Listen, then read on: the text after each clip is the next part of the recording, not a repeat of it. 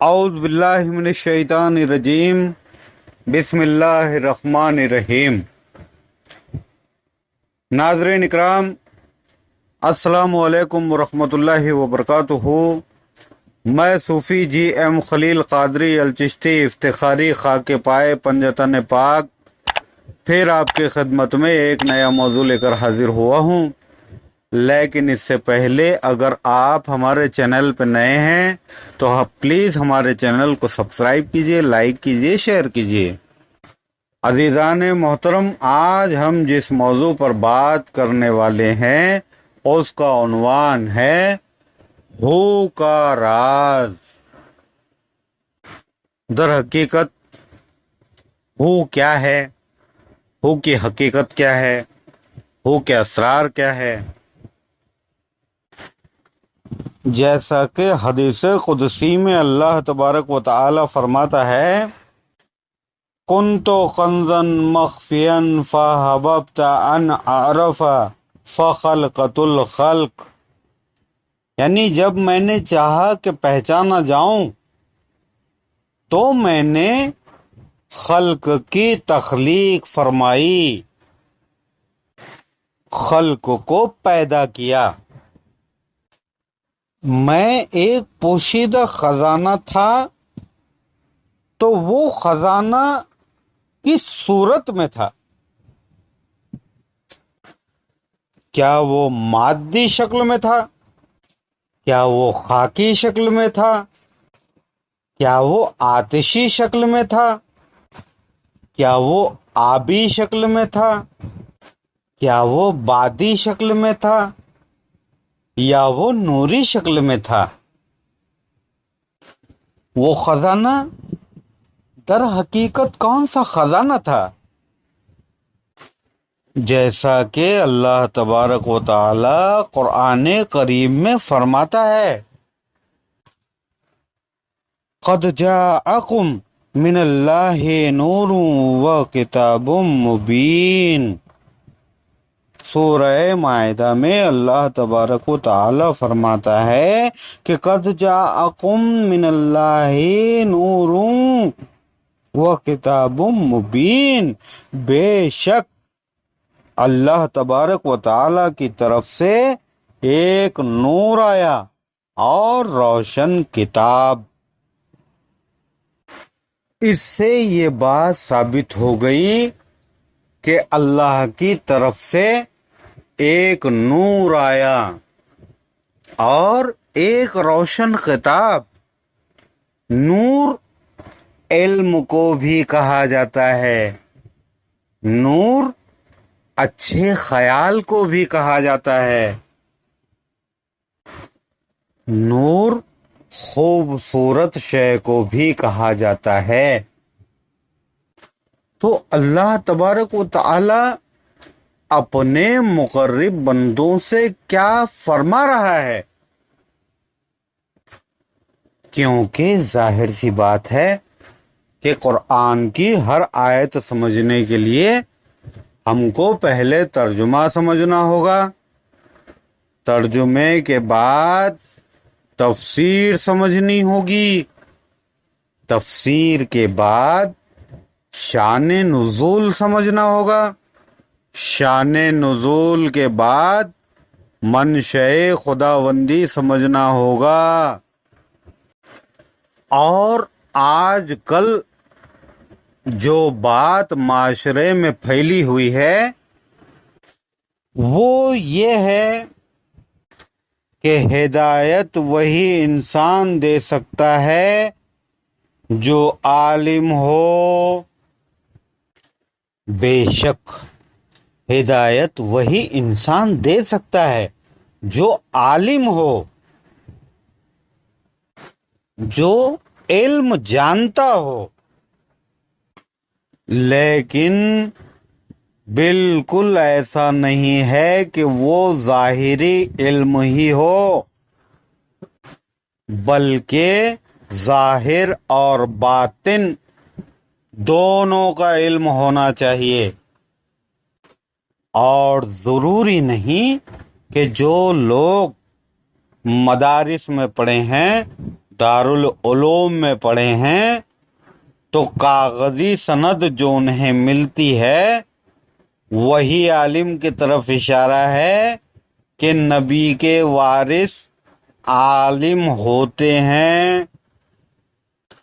العلماء وارث الانبیاء، یعنی علماء اکرام نبیوں کے وارث ہوتے ہیں۔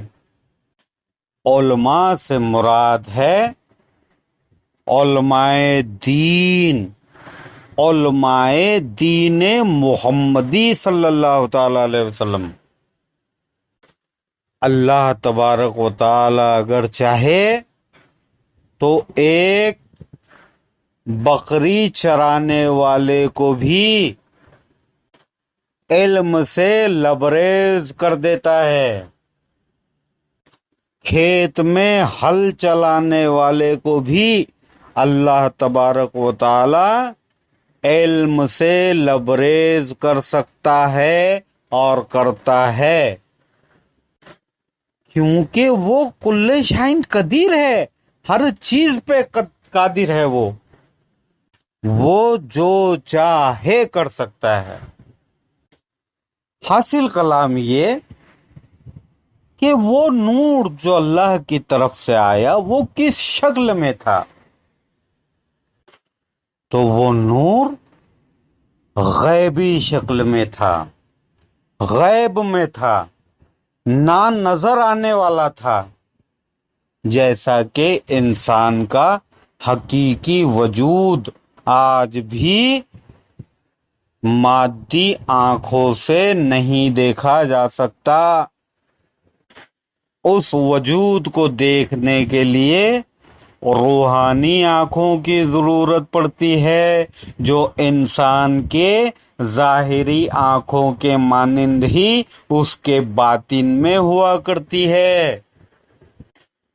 مولانا روم فرماتے ہیں کہ جس طرح انسان کی دو آنکھیں ہوا کرتی ہے جس سے وہ دنیا دیکھتا ہے، یہ ظاہری جسم کی آنکھ ہوا کرتی ہے، اسی طرح انسان کا باطنی وجود ہوتا ہے، اس کی بھی دو آنکھیں ہوتی ہے۔ تو ہر انسان کے چار آنکھ ہوتی ہے، دو ظاہر، دو باطن، لیکن باطنی آنکھ اسی شخص کی کھل سکتی ہے جو اولیاء اکرام کی مناسبت سے روحانی سبق سیکھ چکا ہو، جو اپنے باطنی سفر کرنے کے لائق ہو چکا ہو، جو اپنے باطن میں سفر کر چکا ہوتا ہو، اللہ والوں کی مناسبت سے جو باطن میں سفر کرنا سیکھ چکا ہو، اور اس کا بہترین طریقہ ہے توجہ۔ انسان کی توجہ انسان کو بلندی پر لے کر جاتی ہے۔ تو وہ مادی آنکھیں جس سے انسان دنیا دیکھتا ہے، تو وہ مادی آنکھوں سے وہی چیزیں نظر آئیں گی جو فانی ہو، جیسے درخت فانی ہے، مادی آنکھ دیکھ سکتی ہے، مٹکا پھوٹ سکتا ہے، مادی آنکھ دیکھ سکتی ہے، گھر ٹوٹ سکتا ہے، مادی آنکھ دیکھ سکتی ہے، پنچھی مر سکتا ہے، مادی آنکھ دیکھ سکتی ہے، لیکن مٹکا بنانے والے کا خیال جو مٹکا بنانے والے کے ذہن میں ہوتا ہے وہ آنکھ نہیں دیکھ پاتی، جو گھر انجینئر کے دماغ میں ہوتا ہے وہ ظاہری آنکھ نہیں دیکھ پاتی، وہ پنچھی جو مر چکا ہے، اس کی روح نکل چکی ہے، اس کی روح کو، اس پنچھی کی روح کو ظاہری آنکھ نہیں دیکھ پاتی، کیونکہ ان سب باتوں کا تعلق باطن سے ہے، اور باطنی چیزوں کو اگر دیکھنا ہے تو باطنی آنکھ سے دیکھنا ہوگا۔ تو اسی طرح وجود ہو اس صورت میں جلوہ افروز تھا۔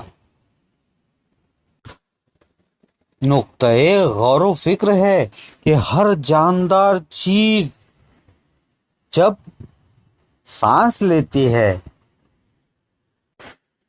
تو ان کے سانسوں کی نشیب و فراز سے ایک آواز، آپ غور کریں گے تو ایک آواز سنائی دے گی۔ وہ آواز ہو کی آواز ہے جو ہر جاندار کے جسم میں موجود ہوتا ہے۔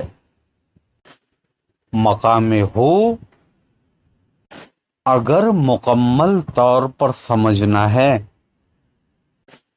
تو مریدوں کو چاہیے کہ اپنے پیر و مرشد کی بارگاہ میں باادب،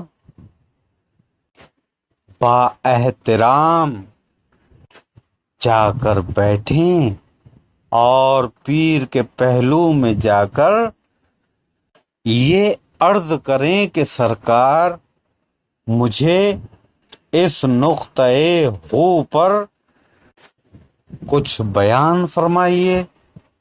تو بے شک کوئی پیر اپنے مریدوں سے کچھ نہیں چھپاتا، ہاں وہ ظرف ضرور دیکھتا ہے کہ کیا یہ مرید یہ علم پانے کا اہل ہے، لیکن ایسا بھی نہیں ہے کہ ہر کوئی پیر یہ سوچ کر ہی نہ بتاتا ہو۔ کئی لوگ فقیری کا لبادہ اوڑھ کر پھرتے تو ہیں لیکن وہ بذات خود حق سے ناواقف ہوتے ہیں، کیونکہ مریدوں کا حق ہے۔ مرید پوچھیں گے تو کس سے پوچھیں گے؟ ارے بھائی، دل جان کا جب سودا ہوا ہے پیر سے، جب روحانی استاد، روحانی رہنما مانا ہے پیر کو، تو پیر ہی سے تو پوچھیں گے۔ اگر پیر بھی مریدوں کو کتابوں کا پتہ بتائے تو کتابیں تو وہ بے پیر رہ کر بھی پڑھ سکتا تھا،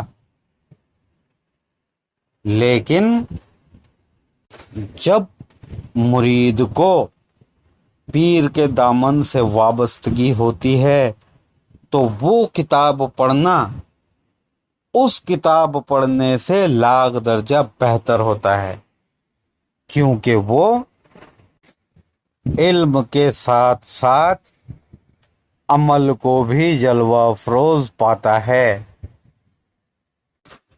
اب ظاہر سی بات ہے کہ کچھ ظاہری علماء کے پرستار اس بات پر انگشت نمائی کریں گے، اس بات پر انگلی اٹھائیں گے، لیکن ان کے لیے اللہ تبارک و تعالی سورہ زمر میں فرماتا ہے، هل يستوي الذين يعلمون والذين لا يعلمون انما يتذكر اولو الالباب۔ کیا جاننے والے اور نہ جاننے والے برابر ہیں؟ نصیحت تو وہی مانتے ہیں جو عقل والے ہیں۔ اور سورہ یوسف میں اللہ تبارک و تعالی فرماتا ہے، وَفَوْقَ كُلِّ ذِي عِلْمٍ عَلِيمٍ، یعنی ہر جاننے والے پر ایک جاننے والا ہے۔ حاصل کلام یہ کہ کچھ گندھے ذہن کے لوگ सीधे साधे तालिब इल्म जो इल्म हकीकत की तलब रखते हैं, उन्हें गुमराह करते हैं कि हो ये है, हो वो है। हमारी इस बात से मुराद ये है कि गंदी तालीमात से इसकी मुनासिबत जोड़ देते हैं और वो उनकी अपनी गंदी सोच होती है जो वो बेचारों के सामने रखते हैं। अब वो तो इल्म जानते नहीं, वो तो यकीन कर लेते हैं कि ये जो बोल रहे हैं, अब वो साहिब उम्र है, 60 साल के 70 साल का कोई शख्स अगर कोई बात कर रहा है तो 20-25 साल का इंसान ये सोचकर उसकी हर बात की ताज़ीम करेगा कि नहीं, इन्हें तजुर्बा है। अहले निस्बत में मेरे उन लोगों से इल्तमास है, बहुत गुजारिश है कि जो लोग आपको इल्मी नुकात गंदे तरीके से समझाएं, उसके मुंह पर थूक दो, क्योंकि तौहीद बुराई से अच्छाई की तरफ ले जाती है, गंदगी से पाकीज़गी की तरफ ले जाती है।